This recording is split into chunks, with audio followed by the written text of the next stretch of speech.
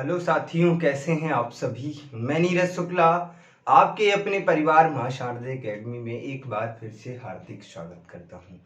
प्यारे साथियों, जैसा कि मैं आप सभी से बात कर रहा था हिंदी साहित्य पे, यदि मैं हिंदी साहित्य की बात करता हूं तो मैंने सभी कालों पे बात कर ली है। अब 3 क्लासों में, यानी कि कहने का मतलब है 2 से 3 घंटे में हिंदी साहित्य कंप्लीट हो जाएगी।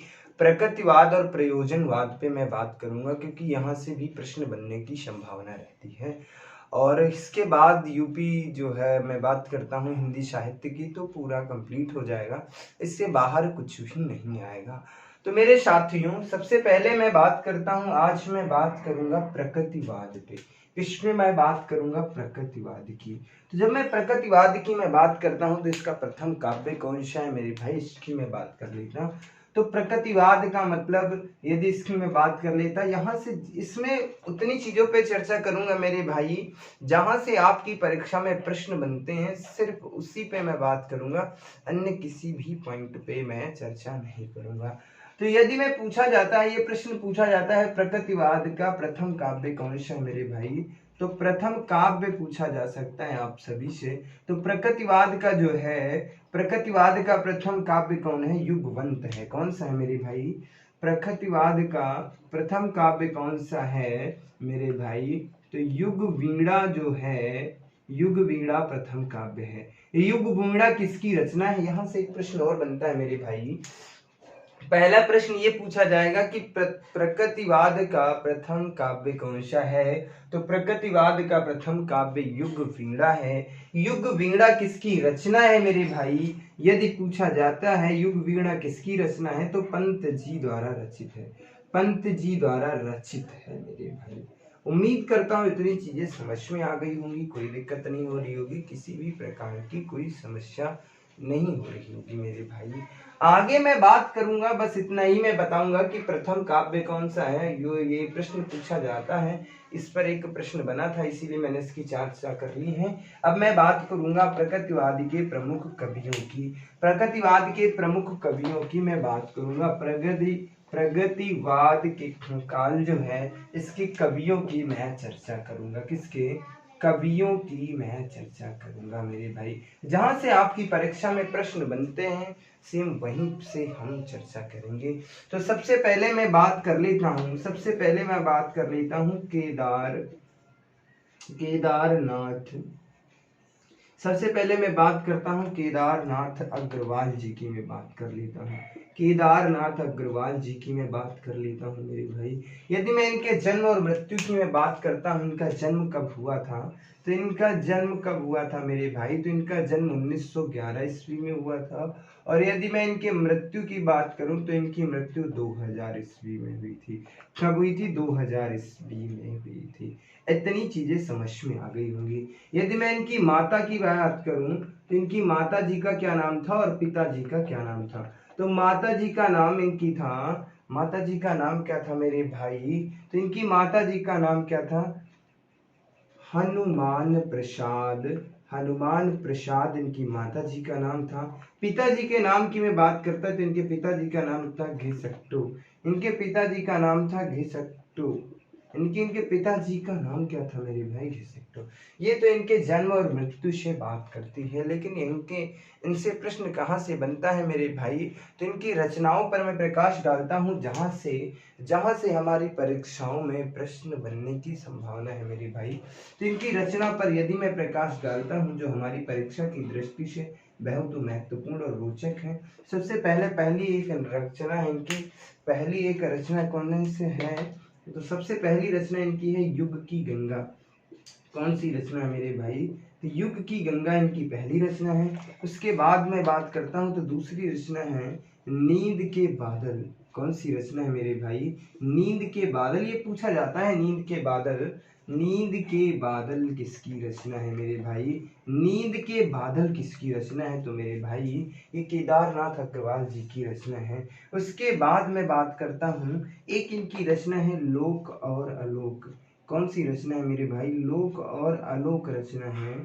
और लोक और आलोक इनकी एक रचना है। इसके बाद मैं बात करता हूँ, एक इनकी रचना है फूल नहीं रंग बोलते हैं। क्या है? फूल नहीं रंग बोलते हैं। क्या बोलते हैं? रंग बोलते हैं। फूल नहीं रंग बोलते हैं किसकी रचना है मेरे भाई? तो ये केदारनाथ अग्रवाल जी की रचना है। उसके बाद मैं बात करता हूँ तो एक इनकी रचना है हरियाली, और उसके बाद मैं बात करता हूँ हरियाली के बाद मैं बात करता हूँ मेरे भाई, एक इनकी रचना है अनहरी। कौन सी रचना है मेरे भाई? अनहरी रचना है इनकी, अनहरी नहीं अनहारी एक रचना है। उसके आगे मैं बात करता हूँ मेरे भाई इनकी रचनाओं की, तो एक इनकी रचना है गुल मेहंदी। कौन सी रचना है मेरे भाई? गुल मेहंदी इन्हीं की रचना है। उसके बाद मैं बात करता हूँ गुल मेहंदी की, मैं बात करता हूँ मेरे भाई, तो इनकी एक रचना कौन सी है? अर्पणा है। और उसके बाद में बात करता, एक रचना और पूछी जाती है, कौन सी मेरे भाई? आग का आईना। कौन सी रचना मेरे भाई? आग का आईना किसकी रचना है? तो मेरे भाई ये केदारनाथ जी की रचना है। तो उम्मीद करता हूँ मेरे साथी सारी चीज़ें समझ में आ रही होंगी, कोई दिक्कत नहीं हो रही होगी, किसी भी प्रकार की कोई समस्या नहीं हो रही होगी। ये जो प्रमुख रचनाएं हैं मेरे भाई केदारनाथ जी से जो हमारी परीक्षा में प्रश्न बनता है, यदि केदारनाथ जी से प्रश्न बनेगा तो इनकी रचनाओं से बनेगा। ये बहुत ही महत्वपूर्ण रचना है इनकी, युग की गंगा, नींद के बादल, बहुत रचनाएं इनकी इंपॉर्टेंट है। फूल नहीं रंग बोलते हैं, ये रचना बहुत इंपॉर्टेंट है मेरे। और उसके बाद एक इनकी रचना हरियाली है, आग का आईना और गुल मेहंदी, ये इतनी बहुत इंपॉर्टेंट रचनाएं हैं। सारी की सारी मैंने महत्वपूर्ण रचनाओं पे चर्चा करी है जो आपकी परीक्षा में अक्सर पूछ ली जाती हैं। और अर्पणा की यदि मैं बात करता हूँ तो ये यूपीटीटी की मैं बात करता हूँ तो यूपीटीटी में ये 2 बार पूछी गई है। किसकी रचना है मेरे भाई? अर्पणा किसकी रचना है? केदारनाथ अग्रवाल जी की रचना है। इसके आगे मैं आप सभी से बात करता हूँ मेरे भाई, उम्मीद करता हूँ ये चीज़ें समझ में आ रही होंगी, कोई दिक्कत नहीं हो रही होगी, किसी भी प्रकार की कोई समस्या नहीं हो रही होगी मेरे भाई। तो आगे मैं बात करता हूँ नागार्जुन जी की, किसकी मैं बात कर लेता मेरे भाई? आगे मैं बात करता हूँ नागार्जुन जी की, किसकी मैं बात कर लेता? अगले कवि की मैं बात करता तो नागार्जुन जी की मैं बात करता हूँ। किसकी मैं बात करूँगा? नागार्जुन जी की। तो इनका जन्म कब हुआ था और मृत्यु की मैं बात कर लेता मेरे भाई। तो सबसे पहले इनके जन्म की मैं बात कर लेता, तो इनका जन्म कब हुआ था मेरे भाई? तो 1911 ईस्वी में हुआ था, 1911 ईस्वी में हुआ था। और यदि मैं इनके मृत्यु की बात करूं मेरे भाई तो इनकी मृत्यु 1998 ईस्वी में हुई थी। इनकी मृत्यु कब हुई थी? तो 1998 ईस्वी में हुई थी। कहने का मतलब है इनके जन्म और मृत्यु में विशेष अंतर नहीं है। इनका जन्म जो हुआ था सेम, कहने का मतलब सेम डेट की तो मैं बात नहीं करता, लेकिन सेम ईयर में इनका जन्म हुआ था। ये भी 1911 में ही जन्मे थे और ये भी जो है 1911 में जन्मे थे, परंतु ये 2 साल अधिक तक जिए थे। किसकी अपेक्षा? नागार्जुन की। नागार्जुन जो दास जी थे 2 साल पहले ही गुजर गए थे, ये 2 साल बाद गुजर गए थे। अब मैं इनके माता की मैं बात करता हूँ, पिता की मैं बात कर लेता। तो इनकी माता का नाम था उमा देवी, उमा देवी, और पिताजी का नाम था क्या मेरे भाई? पिताजी का क्या नाम था? तो इनके पिताजी का नाम गोकुल था। क्या था मेरे भाई? तो इनके पिताजी का नाम गोकुल था। उम्मीद करता हूँ ये सारी चीजें समझ में आ रही होंगी, कोई दिक्कत नहीं हो रही होगी, कोई समस्या नहीं होगी। यदि मैं बात करता हूं तो इन्होंने यात्री के नाम से कविताएं लिखी हैं। इन्होंने यात्री के नाम से किस नाम से मेरे भाई? तो इन्होंने यात्री के नाम से कविताएं लिखी। किस नाम से लिखी मेरे भाई? तो इन्होंने यात्री के नाम से कविताएं लिखी हैं। किस नाम से कविताएं लिखी हैं मेरे भाई? यात्री के नाम से कविताएं लिखी हैं। अब मैं इनकी रचनाओं पर प्रकाश डालता हूँ जहाँ से हमारी परीक्षाओं में प्रश्न पूछे जाते हैं मेरे भाई। तो सबसे पहले इनकी रचना की मैं बात करता हूँ, तो इनकी एक रचना जो थी मेरे भाई, सबसे पहली रचना मैंने बताई थी युग वीणा। नहीं, माफ कीजिए, नागार्जुन जी की मैं बात कर रहा हूँ। तो इनकी एक रचना युग वीणा जो थी वो पंत की रचना थी। युग की गंगा जो है केदारनाथ की है। तो एक इनकी रचना आती है मेरे भाई, युग धारा इनकी रचना है। कौन सी है मेरे भाई? इनकी रचना कौन सी है, युग धारा है। उसके बाद मैं बात करता हूँ इनकी रचनाओं पर प्रकाश डालूंगा, हर एक रचना पर मैं बात करूंगा जो जो भी आपकी परीक्षा की दृष्टि से महत्वपूर्ण है मेरे भाई। उम्मीद करता हूँ ये सारी चीजें समझ में आ रही होंगी, कोई दिक्कत नहीं हो रही होगी, किसी भी प्रकार की कोई समस्या नहीं होगी। तो सबसे पहले इनकी रचना की मैंने बात करी, युग धारा, और उसके बाद में बात करता हूँ इनकी एक रचना है, इनकी एक रचना है मेरे भाई सतरंगे पंखों वाली, सतरंगे पंखों वाली। इनकी दूसरी रचना कौन सी है मेरे भाई, शतरंगे पंखों वाली। उसके बाद में अगली रचना की मैं बात करता हूँ, इनकी एक रचना है मेरे भाई प्यासी पथराई आंखें। इनकी एक रचना कौन सी मेरे भाई, इनकी एक रचना जो है हमारी परीक्षा में पूछी जाती है, प्यासी पथराई आंखें। कौन सी है मेरे भाई, प्यासी पथराई आंखें, किसकी रचना है मेरे भाई, तो प्यासी पथराई आंखें जो है नागार्जुन जी की रचना है। इसके बाद मैं बात करता हूँ मेरे भाई अगली रचना की मैं बात करता हूँ, एक इनकी रचना कौन सी है, भस्माकर, भस्मांकुर रचना है। कौन सी मेरे भाई, इनकी एक रचना बहुत ही महत्वपूर्ण है, कौन सी है, भस्मांकुर। भस्मांकुर के बाद मैं बात करता हूँ तो इनकी रचना एक है तालाब। इनकी एक रचना थी मेरे भाई तालाब की मछलियां हजार। इनकी एक रचना है मेरे भाई तालाब की मछलियां, तालाब की मछलियां, तालाब की मछलियां।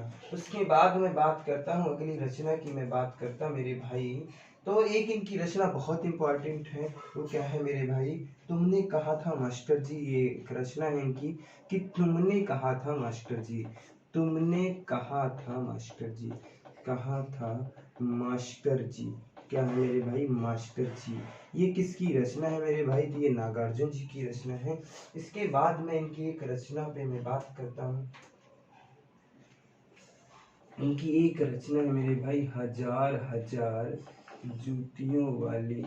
कहने का मतलब है इनकी एक रचना है मेरे भाई हजार हजार हजार हजार हजार हजार बाहों वाली, हजार हजार बाहों वाली, हजार हजार बाहों वाली पुरानी पुरानी जूतियों, पुरानी जूतियों का, पुरानी जूतियों का कोरस कोरस मेरे भाई। तो प्रयास करता हूँ, उम्मीद करता हूँ ये सारी चीज़ें समझ में आ रही होंगी, कोई दिक्कत नहीं हो रही होगी, किसी भी प्रकार की कोई समस्या नहीं हो रही होगी।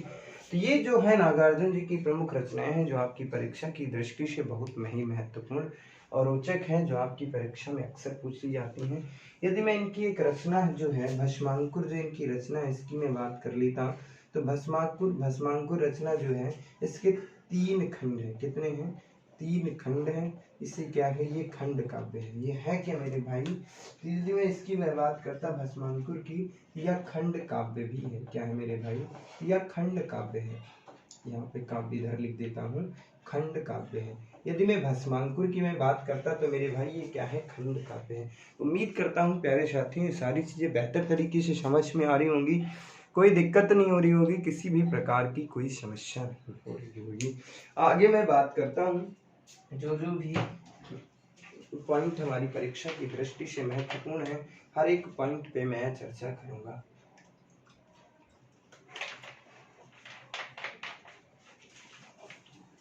अब इनकी कविताओं पर मैं बात करता हूँ मेरे भाई इनकी कविताओं की मैं बात कर लेता मेरे भाई, जो हमारी परीक्षा की दृष्टि से महत्वपूर्ण है मेरे भाई, उन पर मैं बात कर लेता हूँ। यदि मैं नागार्जुन जी की मैं बात करता, अब इनकी कविताओं पर भी मैं चर्चा करूंगा। किस पर चर्चा करूंगा मेरे भाई, तो कविताओं पर भी चर्चा करूंगा। इधर मैं थोड़ा सा रफ करता हूँ, फिर मैं आगे बात करता हूँ, क्योंकि इनकी कविताओं से भी प्रश्न बनने की संभावना होती है मेरे भाई। तो हर एक पॉइंट पे चर्चा करेंगे, बिल्कुल भी परेशान नहीं होना है मेरे भाई। इनकी मैं बात करता हूँ, कविताओं की मैं बात करता हूँ, किसके, तो नागार्जुन जी की कविताओं की मैं बात करता हूँ। कविताओं की मैं बात कर लेता, कविता की मैं बात करता, कौन कौन सी कविताएं हैं जो आपकी परीक्षा में पूछी जा सकती हैं भाई। तो एक में इनकी कविता है, बादल को घिरते देखा है, बादल को घिरते देखा है। ये जो है ये फर्स्ट ईयर में कविता है, फर्स्ट ईयर या इंटर में शायद हमने भी पढ़ी थी। तो बादल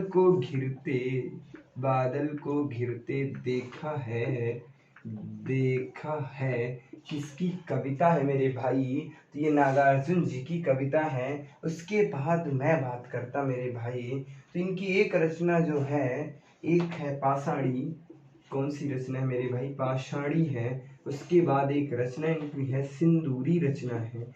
कौन सी रचना है मेरे भाई? सिंदूरी है। उसके बाद एक रचना इनकी है हरिजन गाथा। कौन सी रचना मेरे भाई? हरिजन गाथा रचना है। इतनी ये जो है ये प्रमुख कविताएं हैं जो आपकी परीक्षा की दृष्टि से बहुत महत्वपूर्ण है। ये कविता पूछी जा सकती है, बादल को घिरते देखा है, ये कई बार आपकी परीक्षाओं में पूछी गई है। तो मेरे भाई ये नागार्जुन जी की कविता है। और इनकी एक रचना है जो खड़ी बोली में है। रचना की मैं बात करता हूँ, खड़ी बोली की रचना। तो वे किस भाषा में है? तो खड़ी बोली में है। खड़ी बोली में है। वो कौन सी है? राम के प्रति। क्या है? राम के प्रति जो है इनकी एक रचना है, ये खड़ी बोली में है।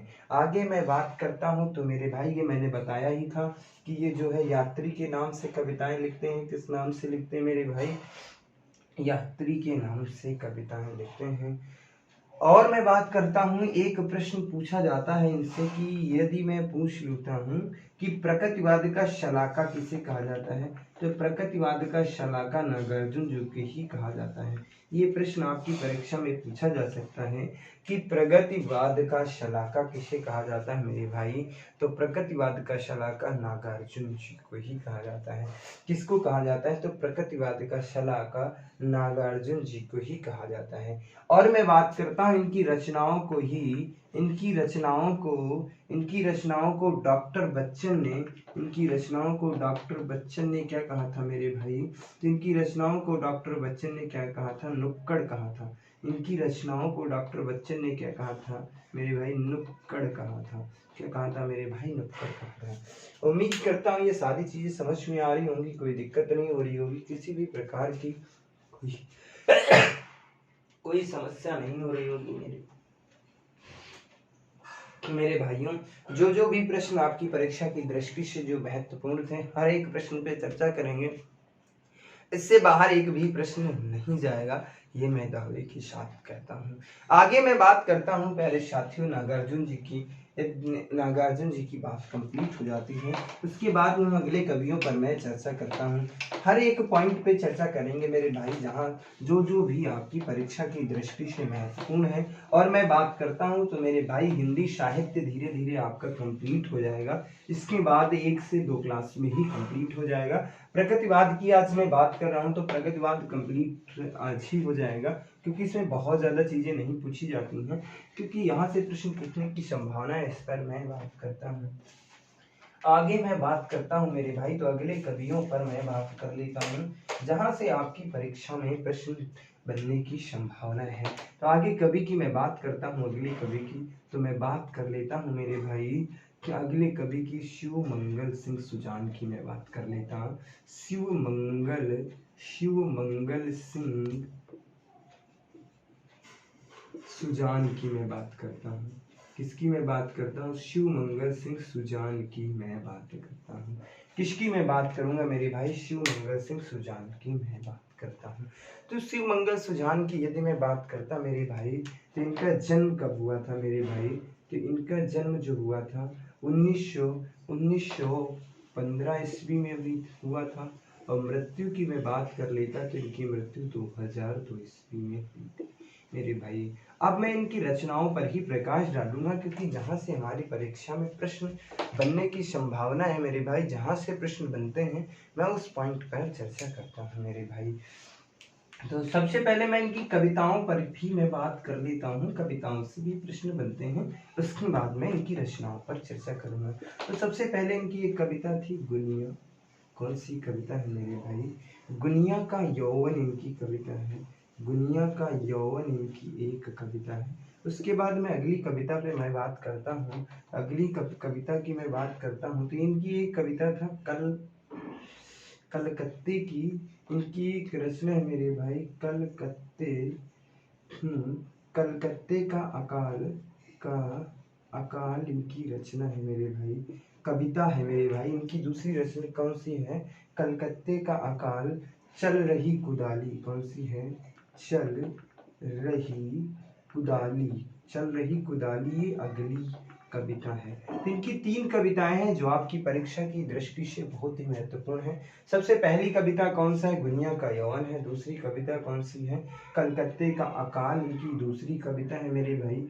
तीसरी कविता की मैं बात कर रहा हूँ, चल रही कुदाली, ये तीसरी कविता है।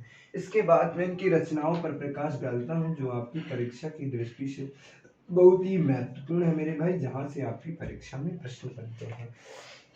तो यदि मैं सुमंगल जी की रचनाओं की मैं बात करता हूँ तो इनकी एक रचना है जीवन की गाथा। जीवन की गाथा। जीवन की गाथा के बाद इनकी एक दूसरी रचना आ जाती है। दूसरी रचना कौन सी आ जाती है? हिंडोला इनकी आ जाती है। कौन सी है मेरे भाई? हिंडोला इनकी दूसरी रचना है।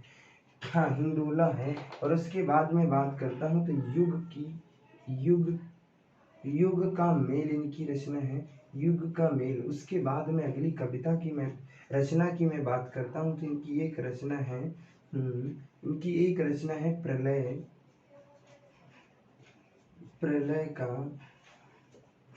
प्रलय सृजन का विश्वास। इनकी एक रचना कौन सी है मेरे भाई? प्रलय सृजन का विश्वास इनकी अगली रचना है। इसके बाद मैं बात करता हूँ मेरे भाई, उसके बाद कौन सी एक रचना है इनकी भाई? इनकी एक रचना है बढ़ता ही गया मिट्टी की बारात। बढ़ता ही गया। उसके बाद अगली रचना है मिट्टी की बारात। कौन सी रचना है मेरे भाई? मिट्टी की बारात इनकी अगली रचना है। उसके बाद मैं बात करता हूँ मेरे भाई तो इनकी एक रचना है विंध्य हिमालय रचना है इनकी। कौन सी रचना है मेरे भाई? तो विंध्य हिमालय इनकी रचना है। विंध्य हिमालय की मैं बात करता हूँ मेरे भाई। इनकी एक रचना है वाणी की व्यथा। वाणी की व्यथा इनकी रचना है। उसके बाद मैं बात करता हूँ तो इतनी ही रचनाएं आपकी परीक्षा में इनसे पूछी जा सकती हैं। तो मेरे भाई यदि मैं शिवमंगल जी की मैं बात करूं तो इनकी रचनाओं और कविताओं से प्रश्न बनने की संभावना है मेरे भाई। कभी कभी पूछ लिया जाता है ये कविता किसकी है, तो याद रखना है गुनिया का यौवन किसकी कविता है मेरे भाई? तो शिवमंगल जी की है। कलकत्ते का अकाल कविता है यौवन जी की। चल रही कुदाली ये भी किसकी रचना है मेरे भाई? यानी कविता है तो शिवमंगल जी की कविता है। जीवन का गाथा, युग का मेला, प्रलय सृजन का विश्वास और हिंडोला ये रचना बहुत ही महत्वपूर्ण है। और मैं बात करता वाणी की व्यथा इतनी है जो बहुत ही महत्वपूर्ण है। इसके बाद में अगले कवि की मैं बात कर लेता मेरे भाई। तो अगले कवि की मैं बात करता हूँ वासुदेव जी की, जहाँ से आपकी परीक्षा में अक्सर प्रश्न पूछ ही लिए जाते हैं। तो अगले कवि की मैं बात करता हूँ मेरे भाई। तो अगले कवि कौन होंगे मेरे भाई?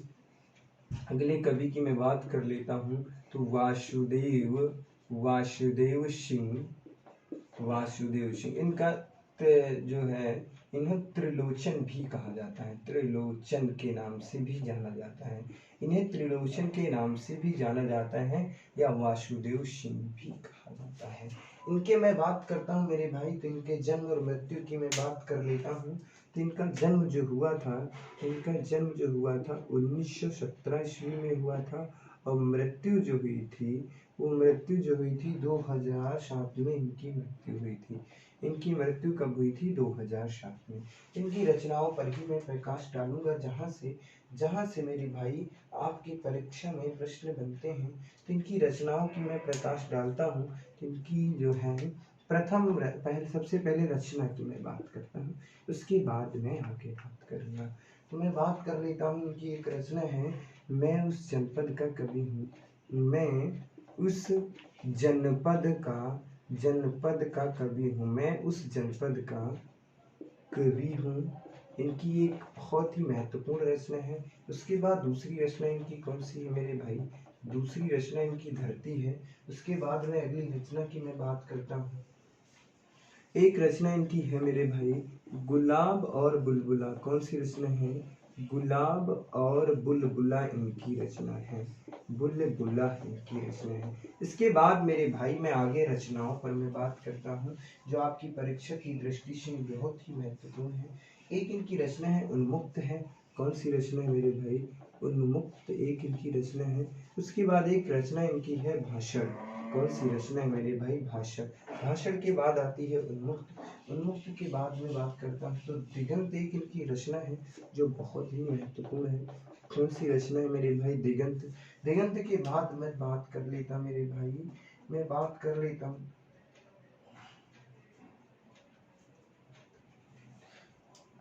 तुम्हें सौंपता हूँ, तुम्हें सौंपता हूँ, तुम्हें सौंपता हूँ इनकी एक रचना है मेरे भाई। और इनकी एक रचना है फूल नाम है एक, फूल नाम है एक। इतनी रचनाएं हैं जो आपकी परीक्षा की दृष्टि से बहुत ही महत्वपूर्ण है और जो रोचक है। यदि मैं बात कर लेता इनका प्रथम संग्रह कौन सा है मेरे भाई, तो इनका प्रथम संग्रह एक मैंने लिखाया था कि धरती। धरती की मैं बात कर लेता तो इनका ये क्या है मेरे भाई, तो इनका ये प्रथम संग्रह है। किसका? तो मेरे भाई वासुदेव सिंह जी का प्रथम संग्रह क्या है मेरे भाई, तो धरती है। आशा करता हूँ ये सारी चीज़ें बेहतर तरीके से समझ में आ रही होंगी, कोई दिक्कत नहीं हो रही होगी, किसी भी प्रकार की कोई समस्या नहीं हो रही होगी। तो आगे मैं बात करता हूँ आप सभी मित्रों से, आगे मैं बात करता हूँ अगले कवियों की मैं बात कर लेता हूँ जो आपकी परीक्षा की दृष्टि से बहुत ही महत्वपूर्ण रोचक है। कुछ ही कवियों पर मैं चर्चा करता हूँ, एक से दो कवियों पर ही पूरा जो है प्रगतिवाद कंप्लीट हो जाएगा। यहाँ से यदि कोई प्रश्न बनेगा तो यहीं से बनेगा, इससे बाहर कोई भी प्रश्न नहीं पूछा जाएगा, ये मैं गारंटी के साथ कहता हूँ। अगले मैं बात कर लेता हूँ त्रयंबकम वीर राघवाचार्य की मैं बात कर लेता हूँ। किसकी? मैं त्रयंबक वीर राघव चार्य की मैं बात करता हूँ, राघवाचार्य की मैं बात करता हूँ। तो इन्हें मैं बात करता हूँ, इनकी रचनाओं पर सीधा मैं प्रकाश डालता हूँ। तो इनकी एक ही रचना है, वो भी कौन सी है? एक इनकी रचनाओं पर मैं बात करता हूँ। तो इनकी रचनाएं तो ढेर सारी हैं, लेकिन एक ही रचना जो है आपकी परीक्षा में पूछी जाती है, लेकिन मैं यहाँ पे 2 से 3 4 रचनाओं पर मैं बात कर लूँगा, क्योंकि कोई ज़रूरी नहीं जो रचना पहले पूछी गई थी सेम वही रचना हमारी परीक्षा में पूछी जाती है। यदि मैं इनके रचनाओं पर प्रकाश डालता हूँ मेरे भाई, तो इनकी रचना कौन सी है मेरे भाई, तो एक रचना है राह के दीपक, इनकी रचना है। कौन सी रचना है? राह के दीपक इनकी रचना है मेरे भाई। आगे रचना की मैं बात करता हूँ मेरे भाई, एक इनकी रचना है पिघलते पिघलते पत्थर, पिघलते पिघलते पत्थर इनकी एक रचना है। उसके बाद अगली रचना की मैं बात करता हूँ मेरे भाई, एक रचना है इनकी मेघावी। एक रचना कौन सी है मेरे भाई, तो इनकी एक रचना मेघावी है। उसके बाद मैं बात करता हूँ अज्ञेय खंडहर, इनकी रचना है। कौन सी रचना मेरे भाई? अज्ञेय खंडहर इनकी एक रचना है। खंडहर इनकी एक रचना है। और उसके बाद मैं बात करता हूँ, एक रचना इनकी है पांचाली।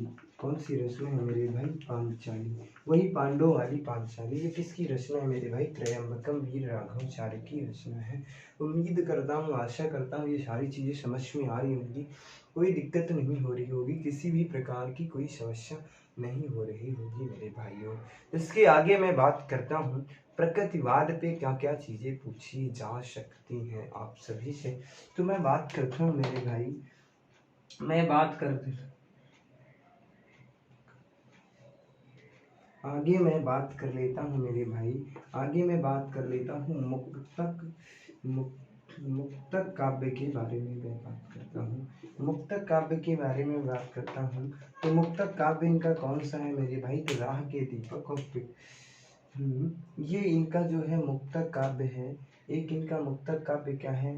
तो राह के दीपक, यहाँ पर मैं लिख देता हूँ राह के दीपक जो है, दीपक इनका मुक्तक काव्य है। और पिघलते पत्थर, पिघलते पत्थर जो है, पिघलते पत्थर इनके जो है क्या है, ये मुक्तक काव्य है। यहाँ से प्रश्न पूछा जाता है कि त्रयंबकम राघव जी का मुक्तक काव्य कौन सा है मेरे भाई।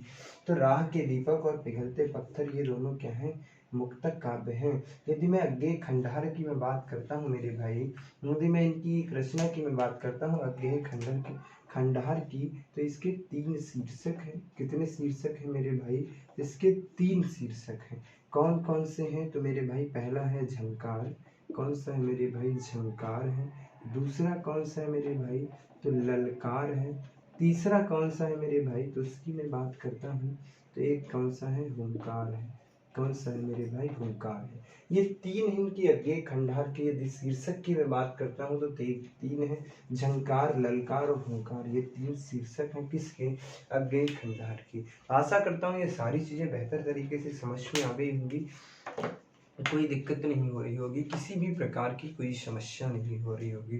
तो मिलते हैं आप सभी को अगली क्लास में एक नई शक्ति, एक नई ऊर्जा के साथ। तब तक के लिए बाय बाय, धन्यवाद। आप सब हंसते रहिए, मुस्कुराते रहिए, खेलते रहिए इसी तरीके से। जय हिंद मेरे साथियों। कल मिलेंगे। मैं बात करता हूँ तो 1 से 2 क्लास में, एक क्लास में तो कंप्लीट नहीं हो पाएगा, लगभग 1.5 घंटे का लेक्चर होगा, तो 2 क्लासों में जो है उसके बाद बचा हुआ है प्रगतिवाद की मैंने बात कर ली है, प्रयोजनवाद ही बचा है। क्योंकि जहाँ जहाँ से हिंदी साहित्य की मैं बात करता हूँ प्रश्न बनने की संभावना है, हर एक पॉइंट पे मैं बात कर चुका हूँ, कोई दिक्कत नहीं होगी, किसी भी प्रकार की कोई समस्या नहीं होगी। तो जय हिंद मेरे साथियों।